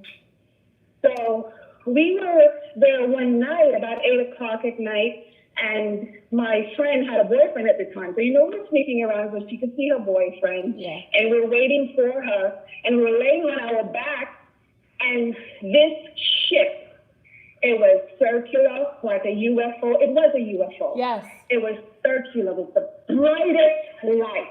Yes. It came over our heads. Ooh. We saw half of it, and we started screaming for our lives. I know you and were. I remember everybody taking off in a different direction. What? Like I went left, my friends went right. We were just screaming. Yes. And it was about 8 o'clock at night. When we woke up, it was midnight. What? And we're like, what the heck has just happened? Yes, it was midnight. So I'm 13 years old. I gotta get home. Yes. And I'm running down the hill trying to get home. And I get home, and my father and my stepmother are waiting for me. Like, Oh, I know you and got they, it. of course, thought that I was with some boys, right? Yeah, of course. Because midnight, nothing Right, good can happen at exactly. midnight. Yes. Yes. Oh, this is Exactly. So, and my dad is going off, and I remember looking at him, and I'm saying, if you only knew that I was just abducted by some aliens, yes. you would not believe me. And I was punished that day. Oh, I know you were. And I remember after that day, oh yeah, I was grounded. After that day, Flaburn, I had this cold, icy feeling in my stomach for years. Ooh. It seemed like something was placed like on my right side next to my ovaries, Okay. and I could feel it. Every time I would rub my stomach, I would feel like this knot. Something was in there. It was ice cold, and certain times my stomach would be so cold that I would have to put a hot rag on it. Because back in the day, we didn't have a heating pad. Yes. I would have to put a hot rag on my stomach just to warm it up. And a few years later, when I got to the States, I ended up having a colonic. Yeah. And that's the first time that happened. I don't know if the colonic washed it out, but after that, I never felt that sensation in my stomach That's again. magnetic But energy. this happened to me. This was not a dream. This was a real I know life it's real. experience. So this is what's interesting. There's a couple things going on here. Now, let's start at the beginning. You're 13. Now, mind you, the other ones, but I'm going to focus on you. 13 is a pinnacle age. That's why the Judaic people also celebrate 13. It is a powerful year. And the fact of the matter is, I don't know if anybody else had a magnetic apparatus or a type of, could be a tracking device. Do you have children, living children? Or did you have any miscarriages after that? I had a son. You had a son. Yes, but I have a son now. And the thing is that none of the other girls remember the incident. They just said, oh, we fell asleep. No, we did not fall asleep. I tried explaining to them what happened. None of them remember. They just remember that 4 hours disappeared. Wow. Okay. So 13 you was a pinnacle powerful year. You guys scattered. The light that came out. Now, did the light casually descend or did it just reveal itself immediately? No, there wasn't even much time for it. We just saw the ship come. Yeah. It hovered above us for like a second and we started scattering, and that's all I remember. Okay, so it took you. Okay, so it did take you guys right away. Definitely. Any of the other people that were with you, have you come in contact with them? Do you know their lives? Is there anything strange about their lives? Anything different that you noticed? Did they all have nothing special about them? Nothing special, no. Okay. I think you were the one that it took for a reason. I think they might have put the other, remember, we can't assume that the other ones were taken. We can only assume what we come from the disposition of you sharing. And the fact that you're sharing it with me lets me know that you probably were the only one taken for a specific reason. Just your birth date lets me know that most likely you were taken at that particular pinnacle time for a reason. And magnetic energy is cold. Right. Okay, so know that whenever there are beings that are higher beings, not the governmental beings. This is actually an extraterrestrial or celestial being that took you and tagged you inside of your womb space, or probably in the colon. That's probably why you were cold. Because usually if something, the temperature is a little off in the colon, it'll give a cold, sometimes you'll get temperature influxes. I personally think you were tagged. I think they were low-jacking you for whatever reason. Now we have to get into your bloodline, because obviously, I know you're telling the truth. I know where you're talking about in Castries. I know the location. I know many Caribbean people are being taken and tagged. And I know also you would know that magnetic energy is cold when they put these little things inside of you. Those of us who are amongst those who are contactees or abductees know this because we hear so many stories about it. So I know you're telling the truth. Now, taking that in consideration, I'm going to ask you a couple questions, if you don't mind. We don't have to go so personally online. No worries. What's your blood type? No worries. What's your blood type? That's the first question I ask, if you know. Yeah, it's an O something. I can't remember if it's positive or negative. It was so long ago, but I know it's O. Okay. O something. Father and mother, originally from St. Lucia, how many generations? Yes, both of them. On my father's side, I know more. On my father's side, up to the 3rd generation. The others were from France and European side. Okay. How many siblings do you have? Oh, I have about 7. You have 7 siblings by both mother and father? Same mother and father? No. Actually, I'm the first for both parents and the only child that they share. Oh, okay, so you know that's important, right? Okay. Makes you special. You're the only one from the combination of those two. Very interesting. Interesting. So is mother psychic? Is mother is she very spiritual? Even if she's Christian, does she talk about hearing things? Does she ever talk about seeing things? My sister's actually on my mother's side, a very spiritual, very Christian, but one of them is having difficulty. She's seeing things, she's going crazy, yes. So she doesn't know. But they bring her to the church and rebuke this and rebuke that, so. Of course.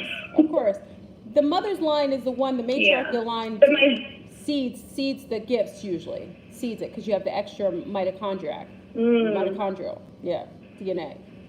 Interesting. Okay. So she's the one from your mother. Any other children from your mother? Yeah, the boys. Okay. But just the sister is displaying signs of something a little different. The sister. Yes. Okay. Yes, and she confided in me. She's like, I don't want to tell my other sister, the older one, that I'm really not feeling this Christianity thing. Good. So I think she's going to follow my path. I'm the only rogue one. Well, you're the one between the two, and you're the one that was taken and actually given probably intel that all of that is fluff. That's all smoke and mirrors. That is, a form of control that was created in order to keep people capped consciously. So you have an awareness, and your sister from the same matriarchal line will follow. So you, after this incident, after you noticed you were cold, was there anything else that happened? Did you have a regular menses? Were you did you feel a certain way? Did you have any markings on you? Yeah, I've always woke up with markings or bruises, and my menstruation has been a nightmare up to this day. Okay. A nightmare. Okay. So what happens is one time I have small fibroids, another time it disappears, they can't see it, then another month it comes back, then it's gone. It's a whole mess with my stomach. That's radiation. You've been exposed to radiation probably. Something has been in your body causing kind of like a disturbance. Interesting. Do you have any pain or stinging going up your legs? Any of your legs, left leg, right leg, anything like that? Like, does your legs go numb all of a sudden or tingling out of not from being chunkier, because us chunkier people, our circulation is a little different, but just oddly after that time, did you get any tingling in your legs or your arms, anything like that? No. Where I get a sensation, a tingling, and it's so strong on my back. Like your two, where your shoulders, oh my gosh, your back, like where your wings would be? Yes. I get a tingling sensation on both sides there, and it's so strong sometimes. I actually have to rub my back against the wall just to soothe it out. And that was only from what you remember, it started around that time right after you had the yeah, and it happens up to today. Interesting. Yeah. Okay. It could be. I don't think the device is gone. I think maybe it might have been turned off. I don't think it's gone. I think it's still there. Colonics will remove something that's extraterrestrial based. Remember, a lot of their technology is biological. So it's like some form of it almost looks like skin. So it isn't like, metal, like if it was governmental reverse alien technology, theirs is metal. Theirs is almost like a skin or like a little, it looks like a little bug, and it attaches to the actual nerves of your skin, or sometimes to the inner part of outside of a muscle. So that's why sometimes you get tingling in the legs, almost like tendonitis. Sometimes you're getting the shivering. That's because it's magnetic. It's emitting magnetic energy, and magnetic energy is cold. So it's kind of like that. That's why some people, have that feeling after they had contact. Now, have you had any weird dreams after you had that contact? Oh man, my dreams are just amazing. I have good dreams, but I have very vivid dreams, and a lot of my dreams come true. A lot of them. Okay, absolutely. Okay. So you had vivid dreams afterwards. Mm-hmm. This would be interesting. You're in contact. You had a level of contact. You've been tagged for a reason. I personally think you come from a lineage that needs to be watched or monitored. It could be why they did that. I'm not sure if the other children got taken. I think it was just you. You have the missing time. You have the atypical symptoms of being a contactee. The missing time, that long span, 4 hours is enough. And the fact that your parents had noticed, see, you sometimes we have missing time and people don't notice. You actually had missing time with a group of people, and literally your parents and were waiting for you because you were gone. So it is a real deal that this happened. Absolutely. So I just think all this is to say, I think it's amazing. We can't possibly know why, because there are groups of ETs that are in contact with usually their own.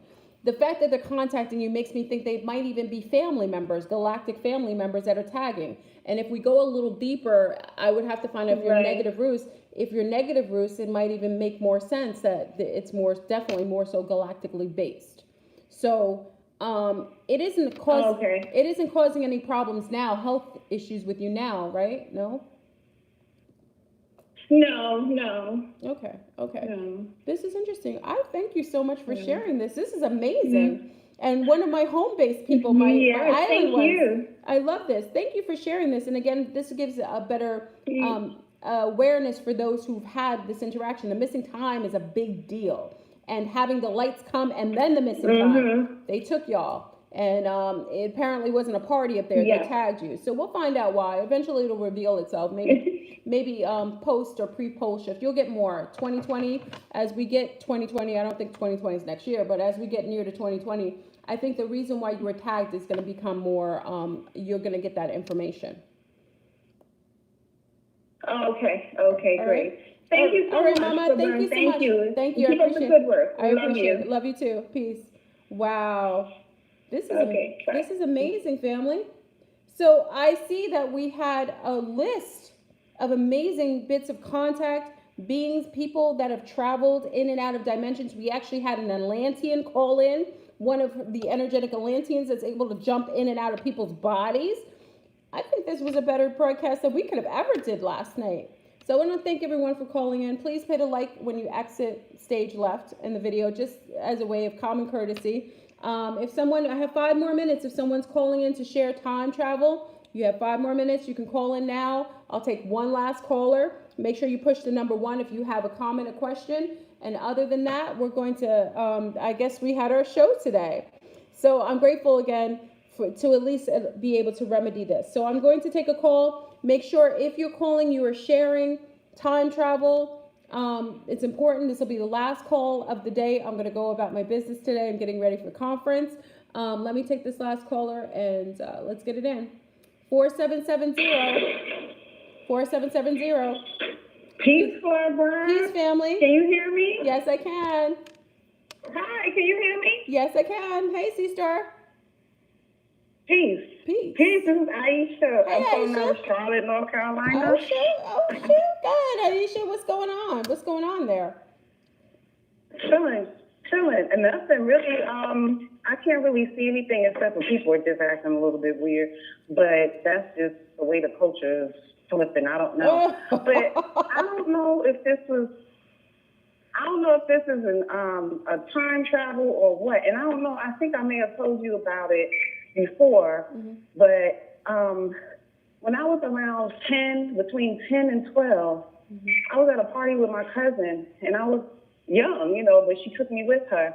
Everybody was like 18 and older. And the 3 guys things keeps coming up. Okay, let me just pull off the truck and I'm gonna step outside. I'm at work. Yes. And it's just a little noisy. Take your time. 1 second. Okay. So I was with my cousin at this party, and these 3 older guys, and Dr. Blair, when he talked about the 3 guys at the conference that he was at. Yes. Now I don't know if this was time travel, but it just was weird. But they were conversing with me. I think I told you and Barry one day this story. They were conversing with me. They were tall, slim. They had like cropped afros. This was probably like the late 80s. Yeah. And no, it was the earlier 90s. Okay. And they were having a conversation with me, and one of them was skeptic. He was like, she doesn't know what you're talking about. I don't remember what we were talking about. Yeah.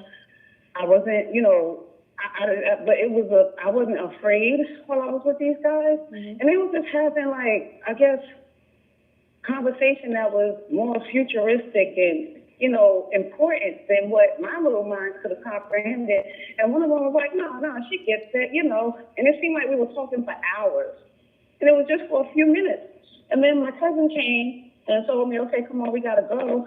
And I never forgot that. And then when I heard Dr. Blair talk about the three brothers with the Astral, Yeah. I was like, yo. And then, you know, what triggered me to call was it the sister who was on earlier this morning. Yeah. She was talking about the three The movements. guys in the, in And I the, was in the like, elevator. it's still something to that. Yes, they travel in threes. That's So I interesting don't that you know, said that. you No, know.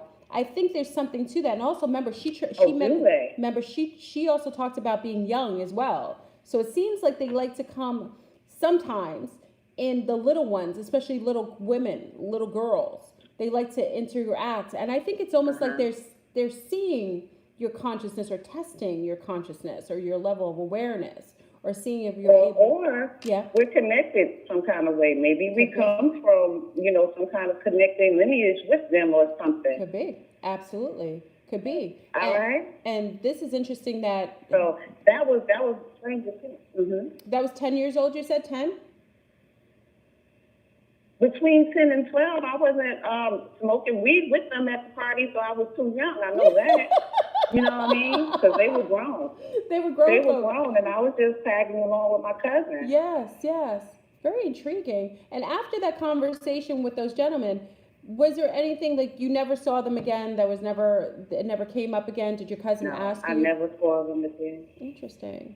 Well, you know. Never saw them again. My cousin doesn't really connect with anything like that. It takes a lot for me to even get her to that level of plane of thought. Yeah, because she's not in that awareness. No. She isn't in that awareness. You know, even when Barry Littleton, I think he would even add to this conversation that perhaps charters, because he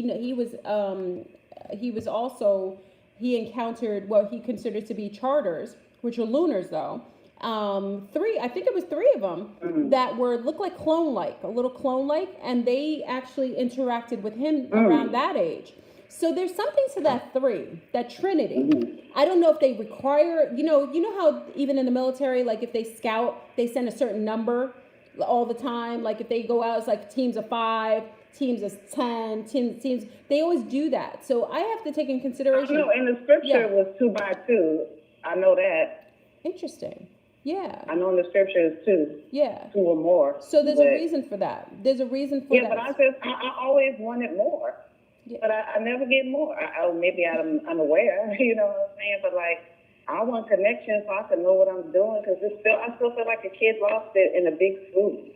Well, there's a goulash right now, and it's called the Matrix, and there's a lot going on, and a lot of ingredients that you're probably observing in your Matrix. And that will kind of dissipate. It'll kind of make more sense in the next couple of years as we know more than 2 years ago. So I know more from now than I knew 2 years ago. So we're getting it. But we have to get it to the pace that we can actually, you know, consciously take it in. We can't get more than we can't handle. Because it's just like you sharing something with your cousin and she's looking at you like you're from Mars. It's impossible for you to share certain aspects of these discussions because she'll think you're crazy and she'll think the layers of the conversation are way beyond her spectrum of comprehension. So I think we're getting everything appropriately, and you will actually get more information as time goes forward or back, however we're going, because I think time isn't linear. So we know that how we get the information might come from the past, like you're sharing now, and it might be relative to the future or vice versa. So you might experience something with meeting someone later that will make all that meeting make more sense to you as a little girl. So we don't know how it's going to play out. It's beautiful. It's beautiful. Well, thank you, Aisha. You always share some things. Big until you got the thing. Yeah.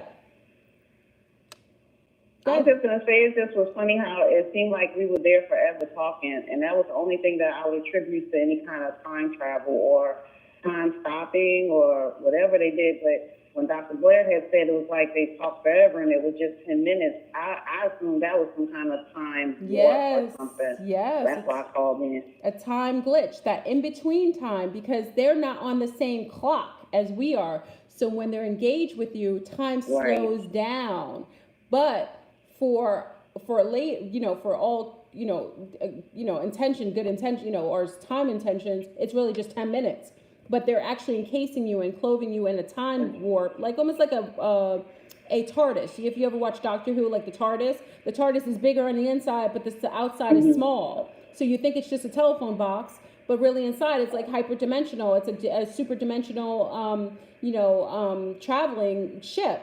But on the inside it looks huge, on the outside it looks small. It's kind of like time. That's how time exists. Especially if you go and hang around with beings that are outside of our time spectrum.